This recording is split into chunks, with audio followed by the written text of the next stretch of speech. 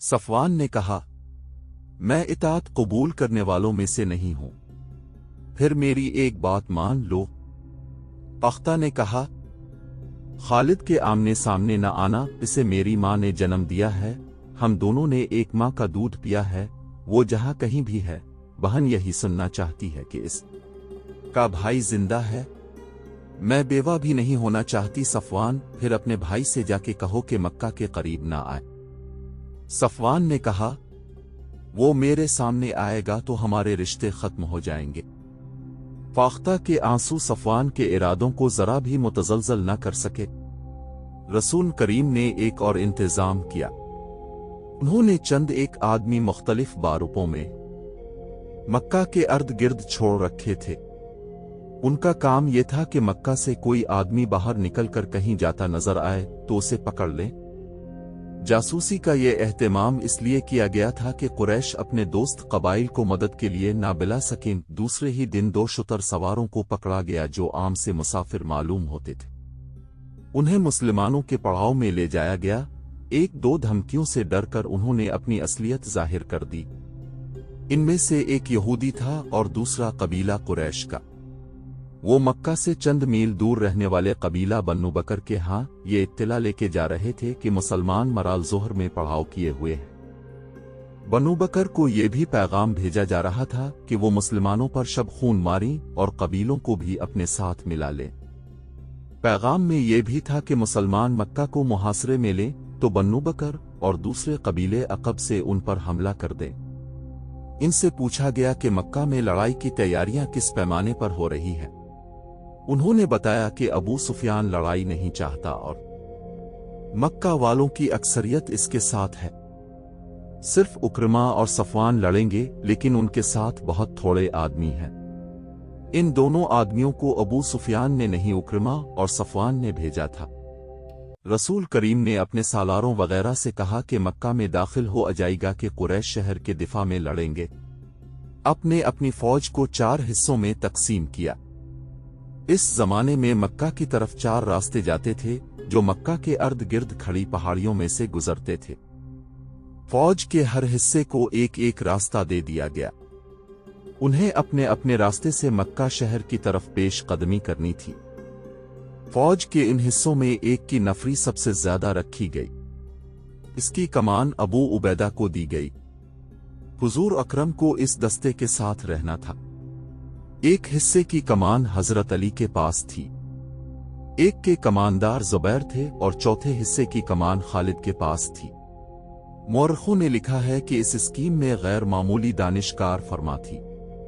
4 समतों से पेश कदमी का मकसद ये था कि मक्का के दिफाई दस्तों को 4 हिस्सों में बखेर दिया जाए। अगर वो मुसलमानों की पेश कदमी को किसी 1 या 2 रास्तों पर रोक भी लें तो दूसरे दस्ते आगे बढ़कर शहर में दाखिल हो सकें। इसके अलावा फौज की इस तकसीम का मकसद ये भी था कि कुरैश अगर दिफा में ना लड़ें तो वो किसी रास्ते से भाग भी ना सकें। रसूल अकरम ने इस स्कीम के अलावा जो अहकाम दिए वो ये थे, कुरैश दिफा में ना लड़ें तो उन पर हाथ ना उठाया जाए, अमन का जवाब पुरअमन तरीके से दिया जाए, अगर कहीं झड़प हो जाए तो जख्मियों को कत्ल ना किया जाए बल्कि उनकी मरहम पट्टी और देखभाल की जाए। लड़ने वालों में जो पकड़ा जाए इस पर तशद्दुद न किया जाए, ना इसे कत्ल किया जाए और इसे जंगी कैदी भी न समझा जाए, और उनमें से कोई भाग निकले तो इसे भाग जाने दिया जाए। इस्लामी लश्कर के 4 हिस्सों को पेश कदमी का हुक्म दे दिया गया। 20 रमजान अल मुबारक 8 हिजरी 11 जनवरी 630 ईस्वी का दिन था। इस्लामी लश्कर के 3 हिस्से अपने रास्तों से गुजर कर मक्का में दाखिल हो गए। किसी तरफ से उन पर एक तीर भी न आया। शहर का कोई दिफा न था। कुरैश की कोई तलवार नियाम से बाहर न निकली।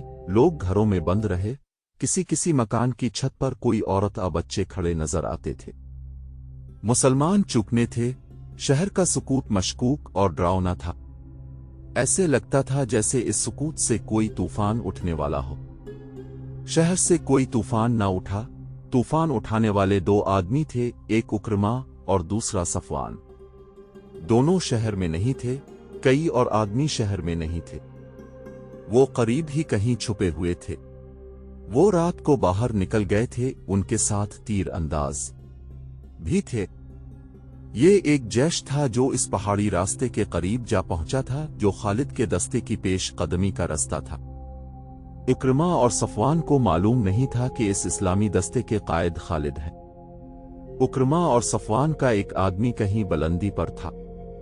اس نے خالد کو پہچان لیا اور اوپر سے دوڑتا نیچے گیا۔ اے صفوان! اس آدمی نے صفوان سے کہا، کیا تو ہمیں اجازت دے گا کہ تیری بیوی کے بھائی کو ہم قتل کر دیں؟ میری آنکھیں دھوکہ نہیں کھا سکتی۔ میں نے خالد کو دیکھا۔ الف ہے۔ اپنے قبیلے کی عزت اور غیرت سے بڑھ کر مجھے کوئی اور عزیز نہیں ہے۔ صفوان نے کہا، اگر خالد میری بہن کا خاوند ہوتا تو آج میں اپنی بہن کو بیوہ کر دیتا۔ ہمت دیکھو کون کس کا بھائی، کس کا باپ اور کس کا خاوند ہے۔ اکرمہ نے کہا، خالد میرا بھی کچھ لگتا ہے لیکن آج وہ میرا دشمن ہے۔ خالد کا دستہ اور آگے آیا تو اس پر تیروں کی پہلی بوچھاڑ آئی۔ خالد نے اپنے دستے کو روک لیا۔ اے اہل قریش! خالد نے بڑی بلند آواز سے کہا، ہمیں راستہ دے دو گے تو محفوظ رہو گے۔ ہمارے رسول کریم کا حکم ہے کہ اس پر ہاتھ نہ اٹھانا جو تم پر ہاتھ نہیں اٹھاتا۔ کیا تمہیں اپنی جانیں عزیز نہیں؟ میں تمہیں صرف ایک موقع دوں گا۔ تیروں کی ایک اور بوچھاڑ آئی۔ ہم تیرے رسول کے حکم کے پابند نہیں خالد۔ اکرمہ نے للکار کر کہا، ہمت کر اور اگے۔ ہم ہیں تمہارے پرانے دوست صفوان اور اکرمہ، تو مکہ میں زندہ داخل نہیں ہو سکے گا۔ خالد نے تیروں کی دوسری بوچھاڑ سے معلوم کر لیا تھا کہ دشمن کہاں۔ خالد نے اپنے دستے کو روک کر پیچھے ہٹا لیا اور اپنے کچھ آدمیوں کو پہاڑیوں کے اوپر سے آگے بڑھنے اور تیر اندازوں پر حملہ کرنے کے لیے بھیج دیا۔ اکرمہ اور صفوان خالد کے ان آدمیوں کو نہ دیکھ سکے۔ تھوڑی سی دیر میں یہ آدمی دشمن کے سر پر جا پہنچے۔ وادی سے خالد نے ہلہ بول دیا جو اس قدر تیز اور شدید تھا کہ قریش کے پاؤں اکھڑ گئے۔ خالد نے اوپر سے بھی حملہ کرایا تھا اور نیچے سے بھی۔ کہاں ہو اکرمہ؟ خالد للکار رہے تھے۔ کہاں ہو صفوان؟ وہ دونوں کہیں بھی نہیں تھے۔ وہ خالد کے حملے کی تاب نہ لا سکے اور خالد کو نظر آئے بغیر کہیں بھاگ گئے۔ ان کا جیش بھی لاپتہ ہو گیا۔ پیچھے قریش کی 12 لاشیں رہ گئیں۔ مختصر سی اس جھڑپ میں 2 مسلمان جبش بن اشر اور کوز بن جابر فہر شہید ہوئے۔ اسلامی فوج کے 3 حصے مکہ میں داخل ہو چکے تھے۔ خالد کا دستہ ابھی نہیں پہنچا تھا۔ سب حیران تھے کہ اہل مکہ نے مزاحمت نہیں کی، پھر خالد کے نہ آنے کی وجہ کیا ہو سکتی ہے؟ ایک قاصد کو دوڑایا گیا۔ وہ خبر لایا کہ خالد 2 مسلمانوں کی لاشیں لے کر رہا ہے اور اس کے دستے نے قریش کے 12 آدمی مار ڈالے ہیں۔ رسول کریم نے سنا تو اب بہت برہم ہوئے۔ اب اچھی طرح جانتے تھے کہ خالد جنگ و جدل کا دلدادہ ہے۔ اس نے بغیر اشتعال کے لڑائی مول لے لی ہوگی۔ خالد کے مکہ میں آنے کی اطلاع ملی تو رسول اکرم نے انہیں بلا کر پوچھا کہ اس حکم کے باوجود کہ لڑائی سے گریز کیا جائے انہوں نے قریش کے 12 آدمیوں کو کیوں مار ڈالا؟ خالد نے حضور کو بتایا کہ اکرمہ اور صفوان کے ساتھ قریش کے متعدد آدمی تھے جنہوں نے ان پر تیر برسائے۔ خالد نے یہ بھی بتایا کہ انہوں نے اکرمہ اور صفوان کو ایک موقع دیا تھا لیکن انہوں نے تیروں کی ایک اور بوچھاڑ پھینک دی۔ رسول خدا نے ابو سفیان سے پوچھا کہ اکرمہ اور صفوان کہاں ہیں؟ ابو سفیان نے بتایا کہ وہ مکہ کے دفاع میں لڑنے کے لیے چلے گئے تھے۔ رسول خدائی کا کو یقین ہو گیا کہ لڑائی خالد نے شروع نہیں کی تھی۔ مکہ پر مسلمانوں کا قبضہ ہو چکا تھا۔ رسول اکرم مکہ میں داخل ہوئے تو آپ کے ہمراہ اسامہ بن زید، بلال اور عثمان بن طلحہ تھے۔ رسول کریم کو مکہ سے ہجرت کر کے مدینہ کو گئے 7 سال گزر چکے تھے۔ اپنے مکہ کے در و دیوار کو دیکھا، وہاں کے لوگوں کو دیکھا، دروازوں اور چھتوں پر کھڑی عورتوں کو دیکھا۔ بہت سے چہرے شناسا تھے۔ اب گزرتے چلے گئے اور کعبہ میں داخل ہو گئے۔ 7 مرتبہ بیت اللہ کا طواف کیا اور اللہ کا شکر ادا کیا۔ اب مکہ میں کسی کو اتنی ہمت نہیں پڑتی تھی کہ آپ کو جادوگر کہے یا آپ پر پھپتی کسی۔ اہل قریش چہروں پر خوف و ہراس کے تاثرات لیے اپنے انجام کے منتظر کھڑے تھے۔ अरबों के यहाँ अपनी बेइज्जती और कत्ल के इंतकाम का रिवाज बड़ा भयानक था। रसूल अकरम ने हुक्म दे दिया था कि जो अमन कायम रखेंगे उनके साथ पर अमन सलूक किया जाएगा। इसके बावजूद कुरैश डरे सहमे हुए थे। अहल कुरैश हुजूर अकरम ने लोगों के सामने रुक कर पूछा, खुद बताओ तुम्हारे साथ क्या सलूक होना चाहिए। लोगों की आवाजें बुलंद हुईं। वो खैर और बख्शिश के तलबगार थे। अपने घरों को जाओ। हुजूर अकरम ने कहा, हमने तुम्हें बख्श दिया। रसूल अकरम की हयात मुक़द्दसा की अजीम घड़ी तो वो थी जब अपने कबा में रखे हुए बुतों की तरफ तवज्जो दी। बुतों की तादाद 360 थी।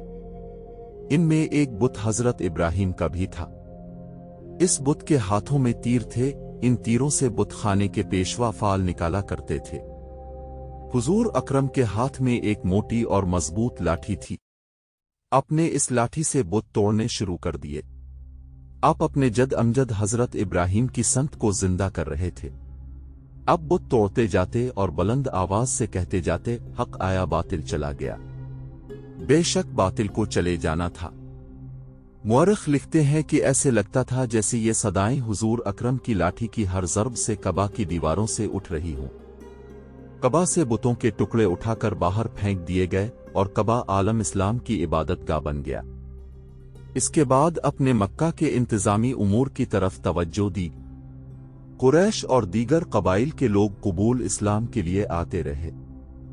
बुत सिर्फ कबा में ही नहीं थे। मक्का के गर्दोनू की बस्तियों में मंदिर थे, वहां भी बुत रखे थे। सबसे अहम बुत अज़ा का था जो चंद मील दूर नखला के मंदिर में रखा गया था। रसूल अकरम ने अज़ा का बुत का काम खालिद के सुपुर्द किया।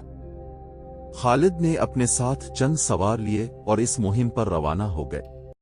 दूसरे मंदिरों के बुत तोड़ने के लिए मुख्तलिफ जैश रवाना किए गए। इसका बुत अकेला नहीं था। चूंकि ये देवी थी इसलिए इसके साथ छोटी देवियों के बुत भी थे।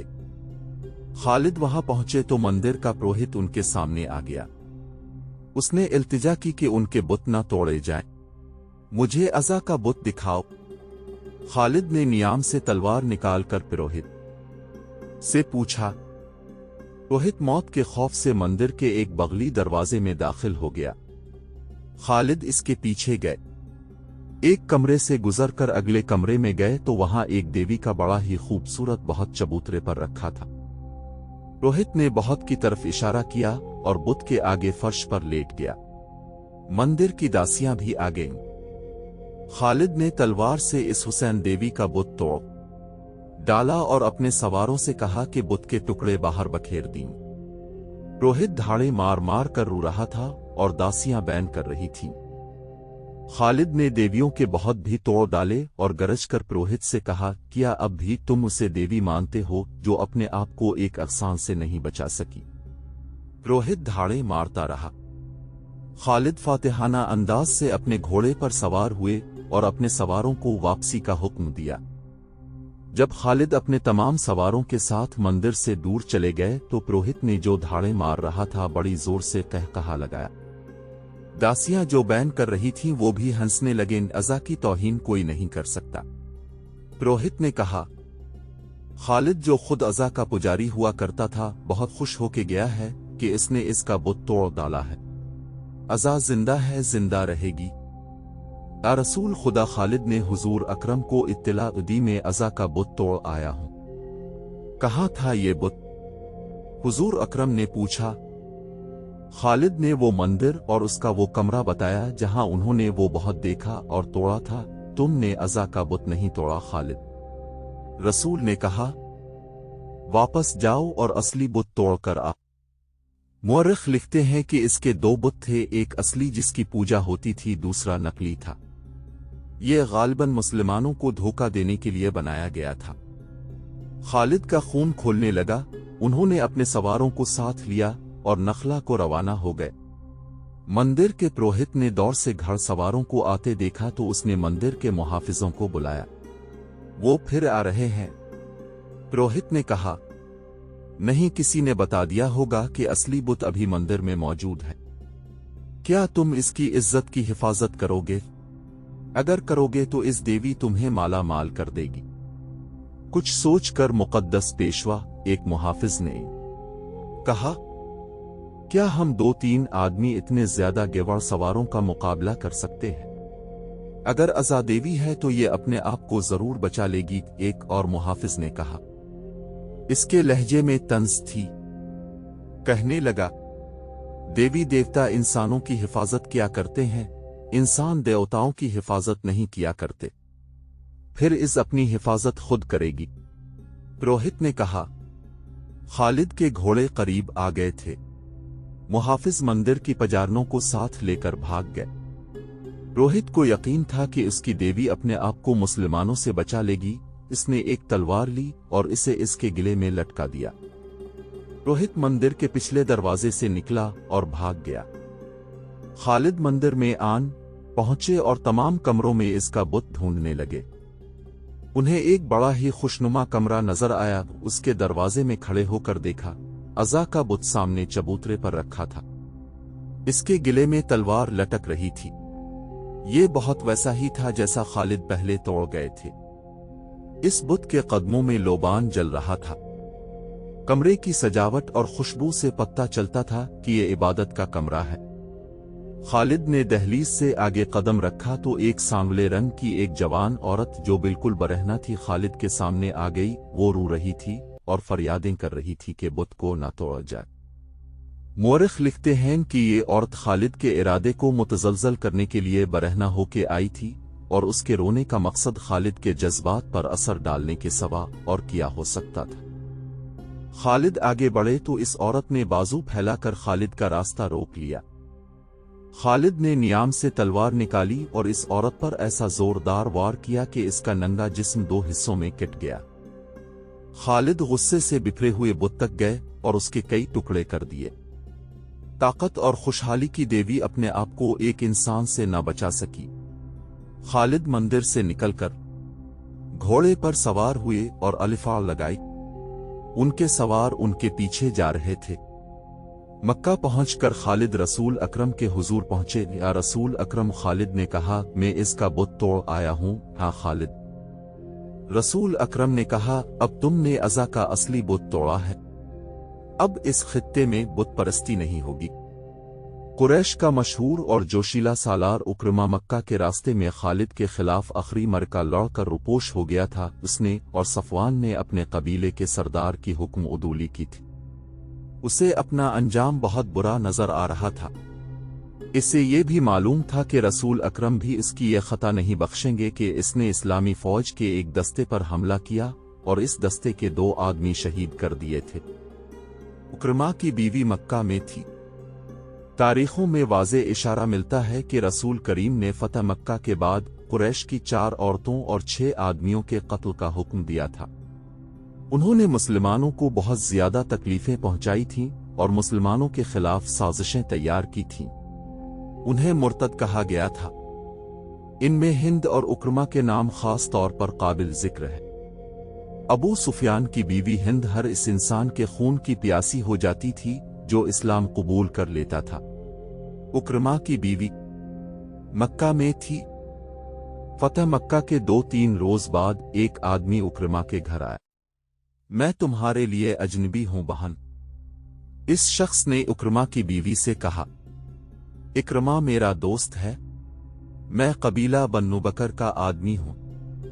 तुम्हें मालूम होगा कि उक्रमा और सफवान ने मुसलमानों का रास्ता रोकने की कोशिश की थी, लेकिन इसके साथ बहुत थोड़े आदमी थे। इसका मुकाबला खालिद से था जो तजर्बाकार जंगजू है और उसके साथ आदमी भी ज्यादा थे। मैं जानती हूं, उक्रमा की बीवी ने कहा, मैं पहले सुन चुकी हूं मेरे अजनबी भाई। मुझे बताओ वो कहाँ है? जिंदा तो है? वो मुझे बता गया था कि यमन जा रहा है। अजनबी ने कहा, वो कह गया है कि मुझे वहां बुला लेगा। मुझे ये भी मालूम है कि वो किसके पास गया है। तुझे यही बताने आया था। वो वापस नहीं आएगा। उसे यहां आना भी नहीं चाहिए। उक्रमा की बीवी ने कहा, वो आ गया तो उसे कत्ल कर दिया जाएगा।